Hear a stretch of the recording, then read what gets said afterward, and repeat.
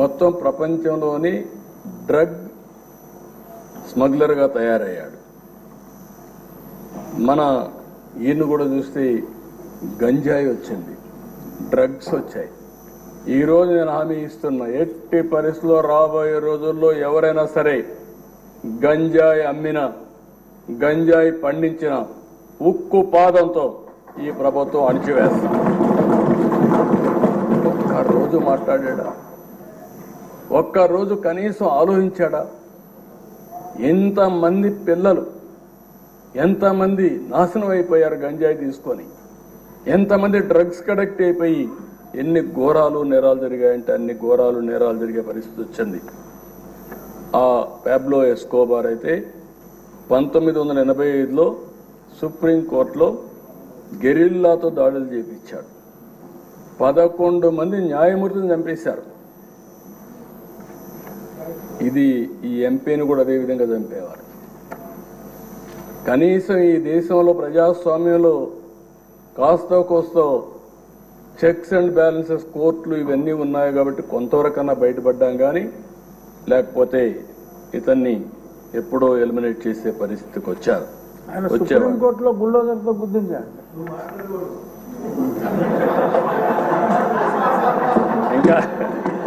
ఇంకా అలవాటు కాలేదు.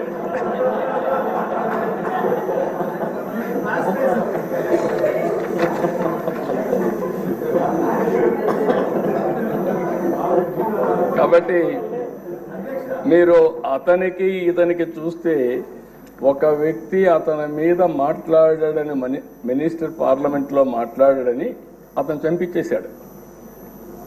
ఇక్కడ అదే సంఘటనలు జరుగుతున్నాయి. ఎవరైనా సరే మాట్లాడితే, ఎదురు తిరిగితే, లేకుంటే ప్రజాస్వామ్యంలో ఇది తప్పు అని చెప్పితే ఇంకా వాళ్ళ మీద పడిపోయే పరిస్థితి. శాసిస్తున్నాడు, ఎవ్వరూ మాట్లాడడానికి వీలు లేదని శాసించే పరిస్థితికి వచ్చారు.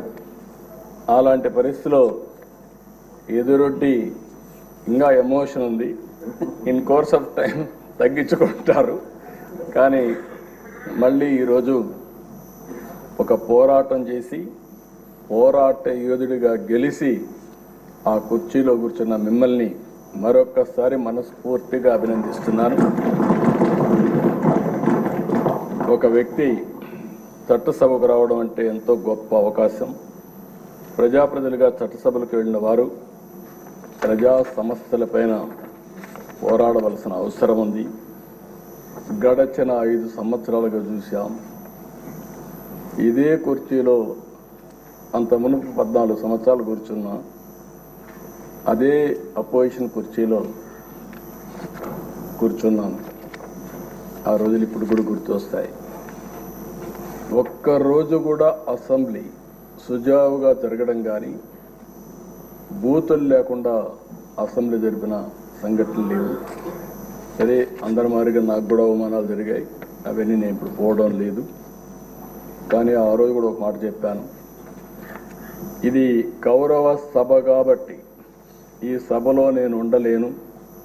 మళ్ళీ ప్రజాక్షేత్రంలో గెలిచి గౌరవ సభగా చేసిన తర్వాతనే ఆ సభలో అడుగు పెడతానని వచ్చాను. ఈరోజు అందరం కూడా దీన్ని గౌరవ సభగా చేయడం కోసం ప్రజాప్రతినిధులుగా మనందరం ఈ సభ ఔన్నత్యాన్ని, గౌరవాన్ని కాపాడవలసిన బాధ్యత మనందరిపైన ఉంది. ఇక్కడుండే నిన్నటి వరకు మీరు ఏది మాట్లాడిన చలామణి అయింది. కానీ ఇప్పటి నుంచి ఆ కుర్చీలో కూర్చున్న తర్వాత ఆ కుర్చీ గౌరవాన్ని కాపాడుతూ మీ గౌరవాన్ని పెంచే విధంగా మీరు ముందుకు పోవాల్సిన అవసరం ఉందని చెప్పి కూడా డిప్యూటీ స్పీకర్గా వారిని కోరుతున్నా.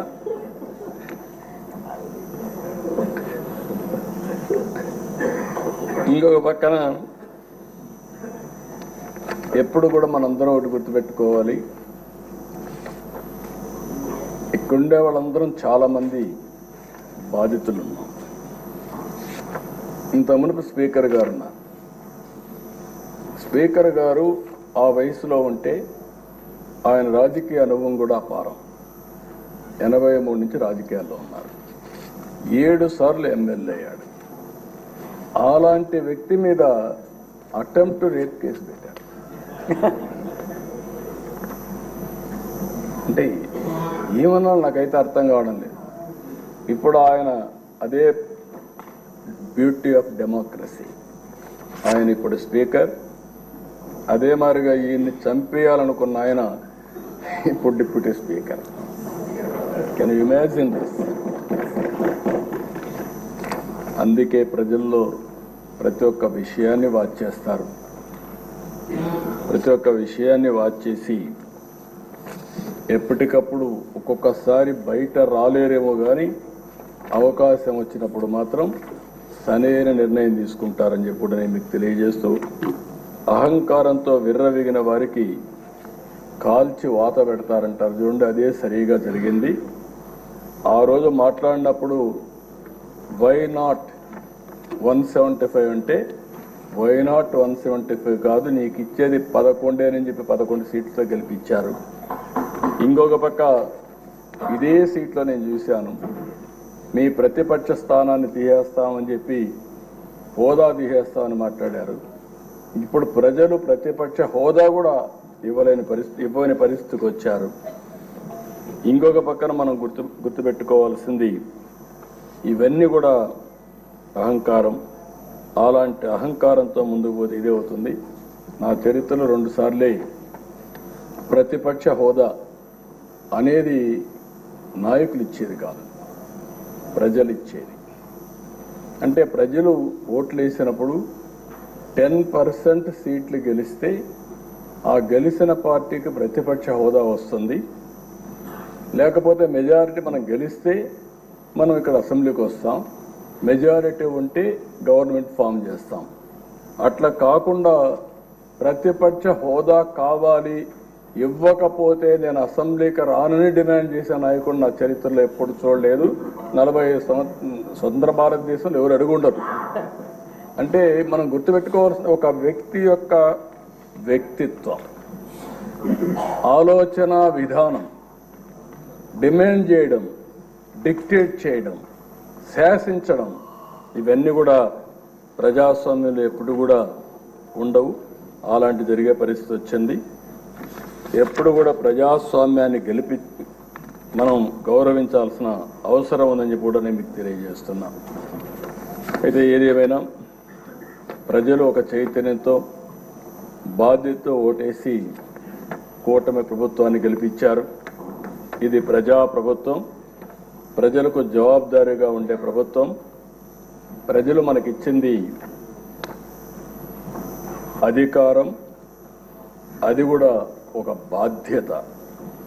అందుకే తొలి రోజు నుంచి సంక్షేమం, అభివృద్ధి, సుపరిపాలన కోసం మనం నిర్ణయాలు తీసుకుంటున్నాం. 150 రోజుల్లోనే అనేక సంక్షేమ కార్యక్రమాలని, అనేక పాలసీలు తీసుకొచ్చాం. ఈరోజు రాష్ట్రంలో ఫ్రీగా నేను అనుకుంటున్నాను 5 సంవత్సరాల్లో ఇంత స్వేచ్ఛగా అసెంబ్లీ జరిగింది 1924 ఒక్కరోజు కూడా లేదు. ఇప్పుడు ఎవరైనా సరే ప్రతిపక్షం ఉన్నా ఇదే మాదిరిగా ప్రవర్తిస్తాం. అయితే సాంప్రదాయాలు లేకుంటే మనకు వచ్చినటువంటి దీని ప్రకారం రూల్స్ రెగ్యులేషన్స్ పాటిస్తే సుజావుగా అసెంబ్లీ జరిగే అవకాశం వస్తుంది. అదే మరి ఇంకొక పక్కన మనందరి బాధ్యత విధ్వంసమైన రాష్ట్రాన్ని మళ్లీ నిలబెట్టడానికి మనం నిర్ణయాలు తీసుకోవాల్సిన అవసరం ఉంది. అలాంటి నిర్ణయాలకు ఈ సభ ఒక వేదిక. ఇంకొక పక్క ఒక పబ్లిక్ పాలసీ చరిత్రను మారుస్తుంది. ప్రజలకు మనం ఇచ్చే విధానాలన్నీ ఇక్కడనే చర్చిస్తున్నాం, అవన్నీ రూపకల్పన చేస్తున్నాం. ఆ రూపకల్పన చేసి అవి అమలు చేస్తే ఒక చరిత్రని తిరగరాసే అవకాశం ఉంటుంది. ఈ యొక్క 24-29 శాసనసభ అలాంటి చరిత్ర తిరగరాయడానికి, స్వర్ణ ఆంధ్రప్రదేశ్ చరిత్రని ప్రారంభించడానికి ఈ సభ ఎంతో దోహదం చేస్తుంది.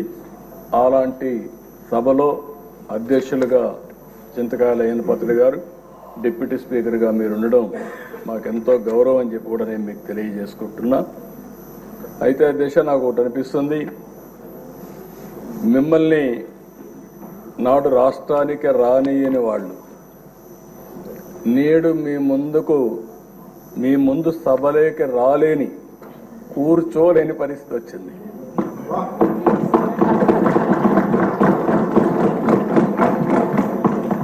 మిమ్మల్ని నాడు రాష్ట్రానికి రానియని వాళ్ళు నేడు మీ ముందు సభలోకి రాలేని కూర్చోలేని పరిస్థితి వచ్చింది.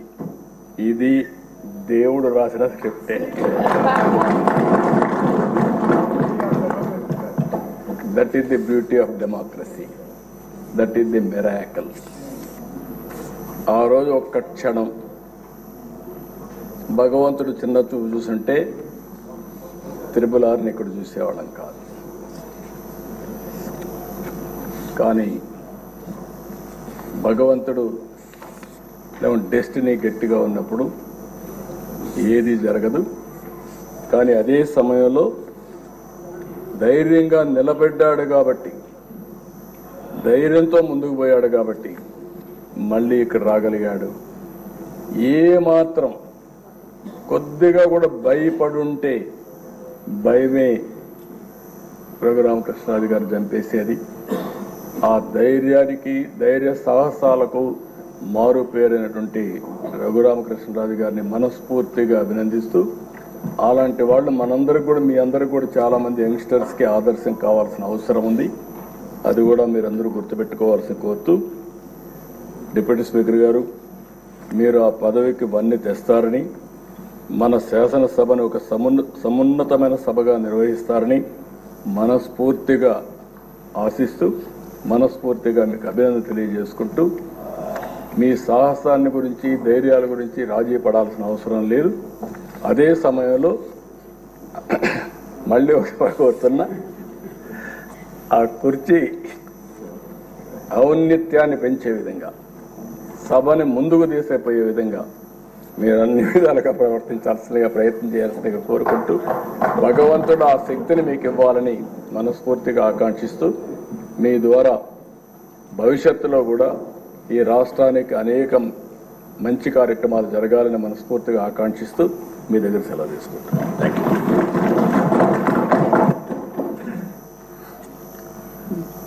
గౌరవనీయులైన ఉప ముఖ్యమంత్రి వర్యులు శ్రీ పవన్ కళ్యాణ్ గారు. Thank you sir.